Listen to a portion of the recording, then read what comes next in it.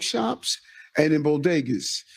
In each one of those videos, you saw the person inside walking around with his mask on. And if you did a real analysis of it, you see that, hey, this guy's up to something. So we've gotten so used to the mask that we don't realize there's a large volume of people that are wearing it, not because of COVID, because they're criminals. Finally, a Democrat gets it. In our misguided effort to stop the spread, we normalize the Wild West, where masked gunmen and thieves are just free to roam a city without anybody seeing their face. For the last 3 years, the city not only let you into jewelry stores, Apple stores, and high-end fashion boutiques with your entire face covered, they forced you to do it. And now in the midst of a crime wave, they're trying to walk it back. But it might be too late. Now the people have to stand up for themselves with shoplifters like this lady here in Portland. There are time limitations to deal with this, so take everything out of your bag and put it on there now. Okay. And get out. Yeah, seriously, everything. Okay, calm down. Don't tell me to calm down. Are you joking? I have stuff in there too. Your whole purse is full of this stuff. Do you think I wasn't gonna? No. Dump it out. Stop hurting me. I'm dumping it out. Can I get my? Oh my God! What are you doing? Pick up what's yours and leave. Oh, this is not okay.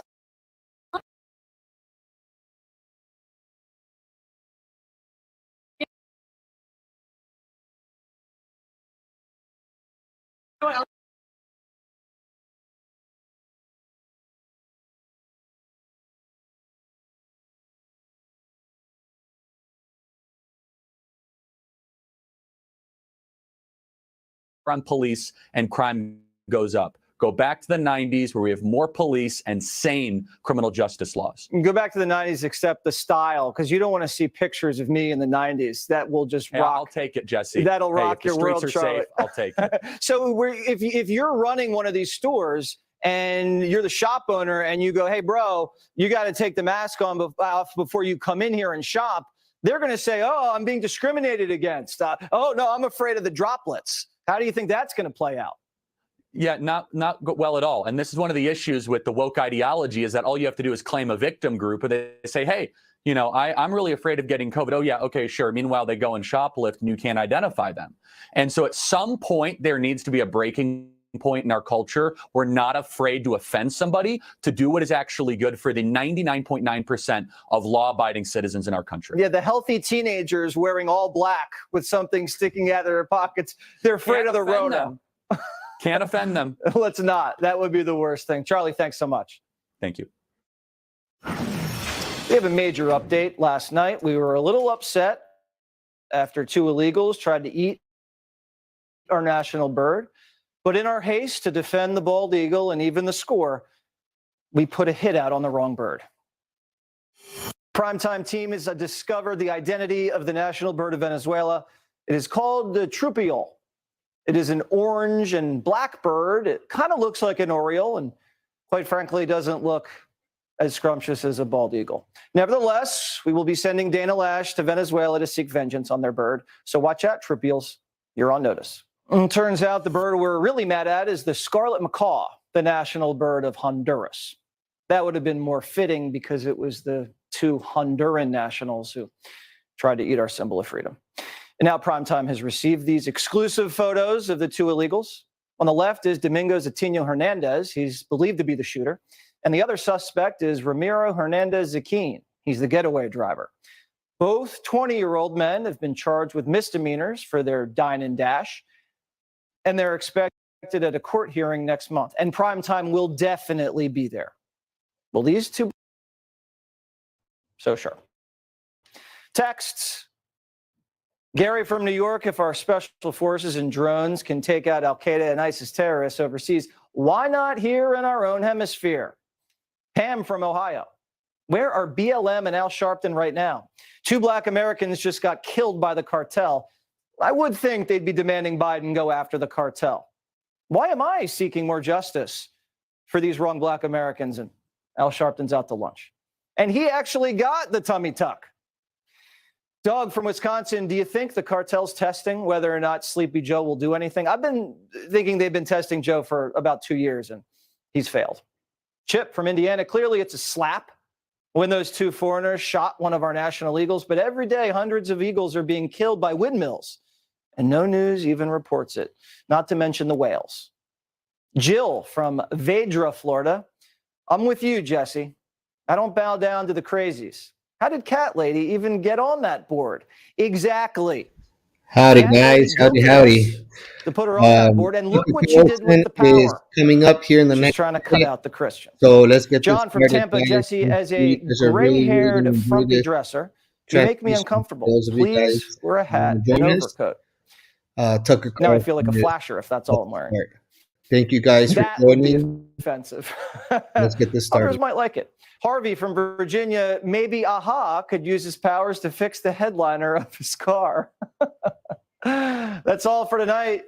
DVR, the show. Tucker's up next. And always remember, I'm Waters, and this is my world.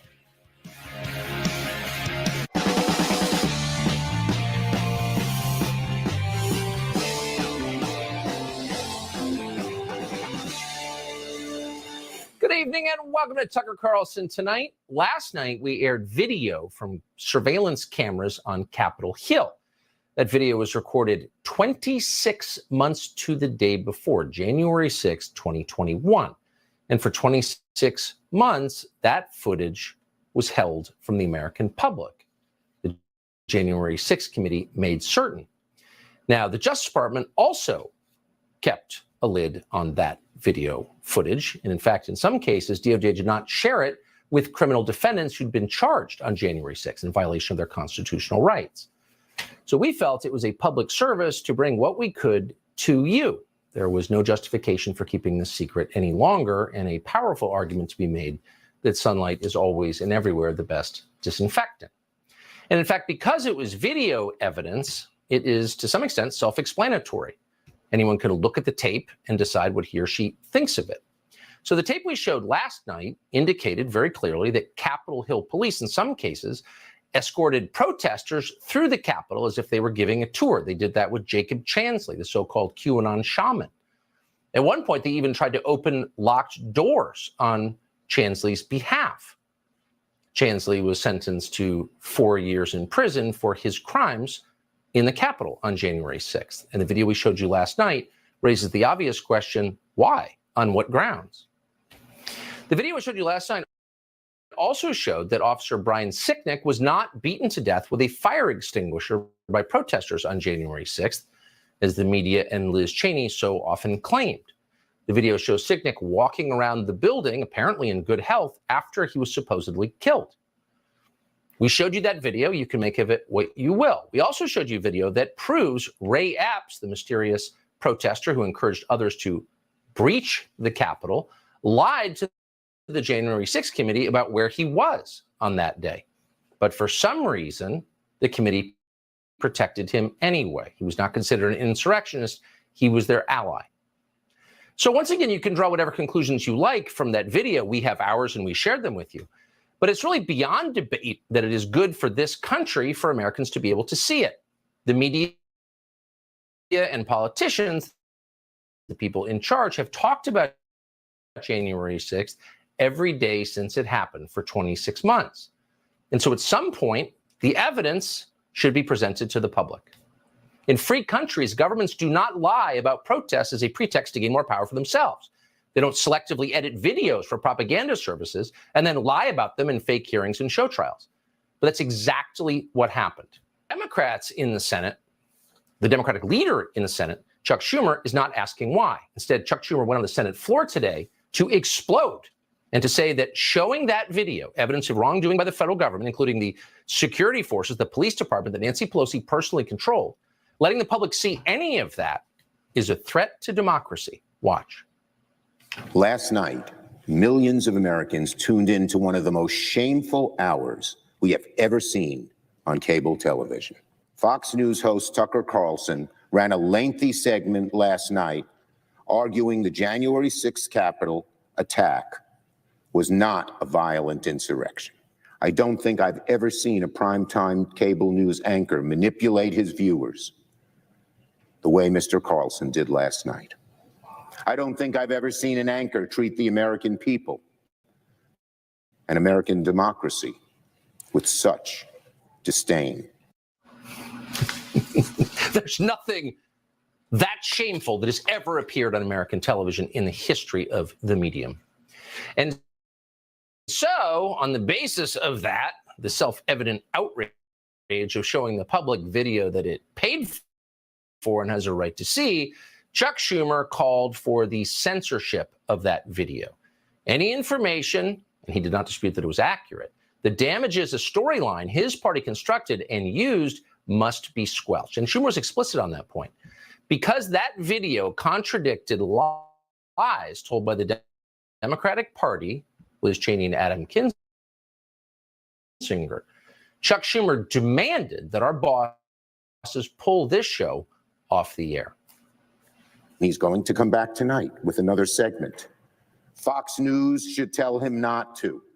Fox News, Rupert Murdoch, tell Carlson not to run a second segment of lies. I urge Fox News to order Carlson to cease propagating the big lie on his network and to level with their viewers about the truth behind the efforts to mislead the public. They are running Like scared, theirs guys. Is just They're running scared. 6th to happen.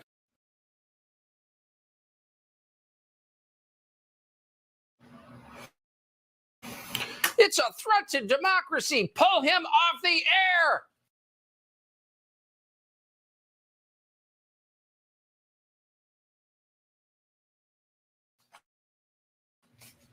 A couple of obvious observations. You don't often see the Senate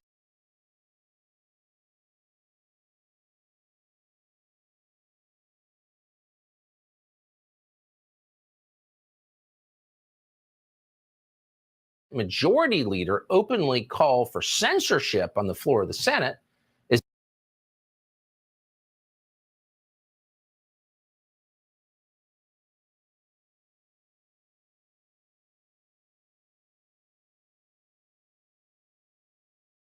if that was total.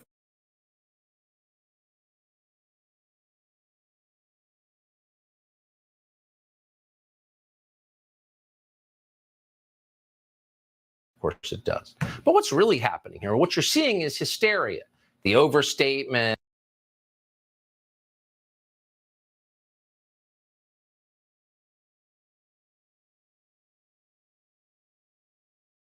and the crazed hyperbole, the red in the face anger. What is that?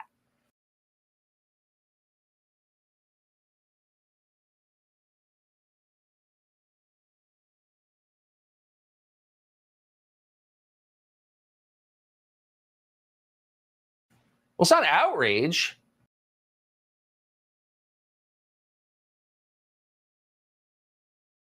Those videos, which we did not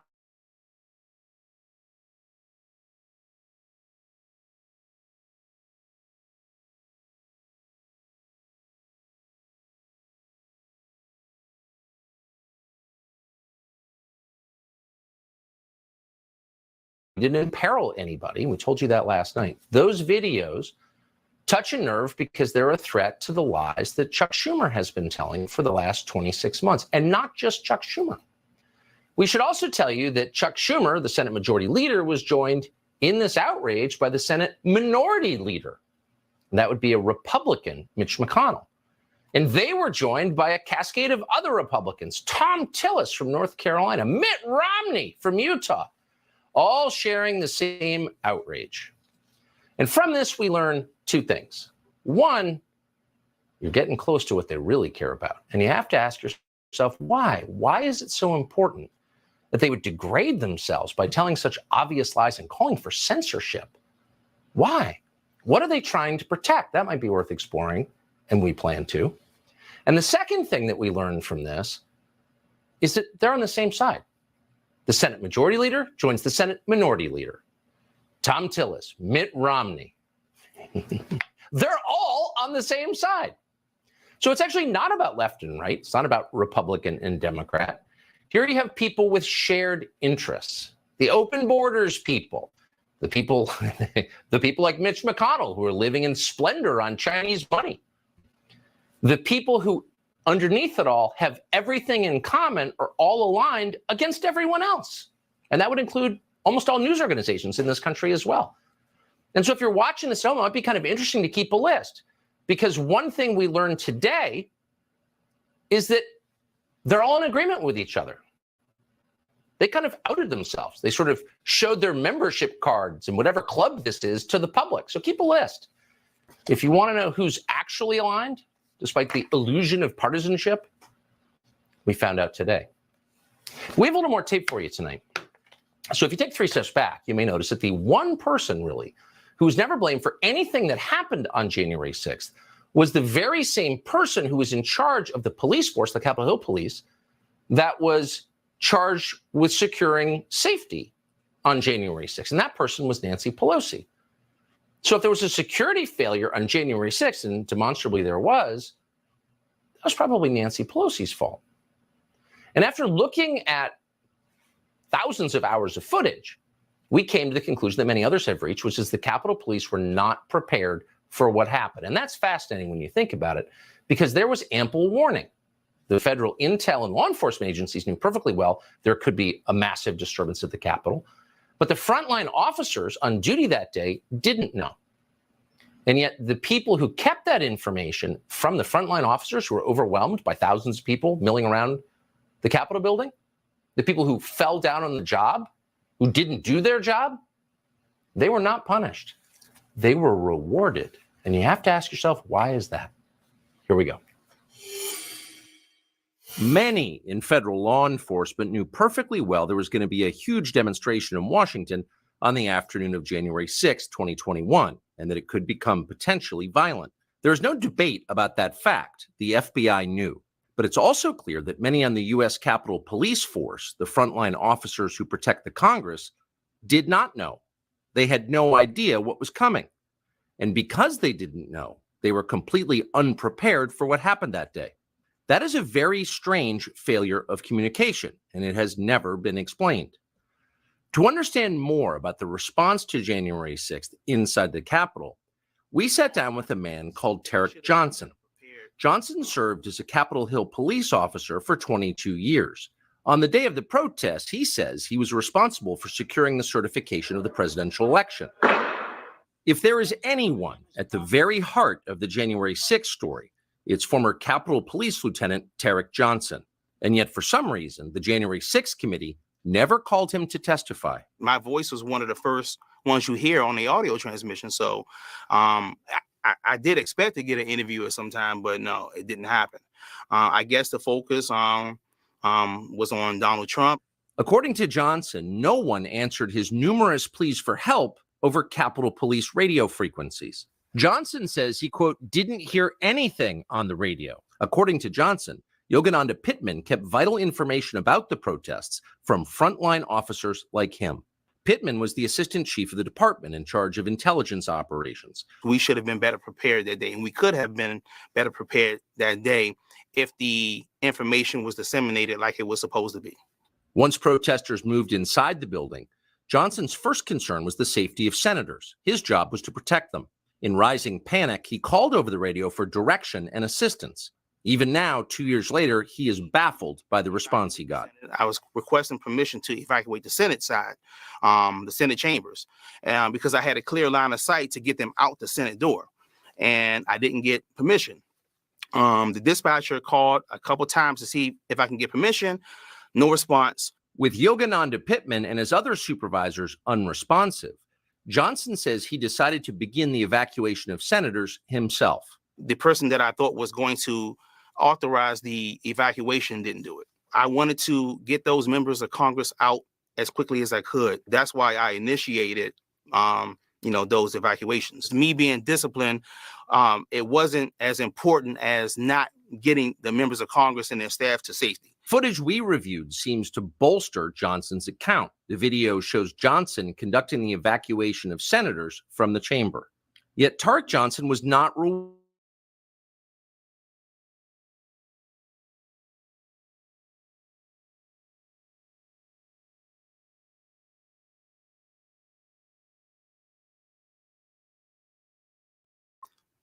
wow, I wish this hat never came in my life. A Biden voter, Johnson says he donned the hat in an effort to rescue fellow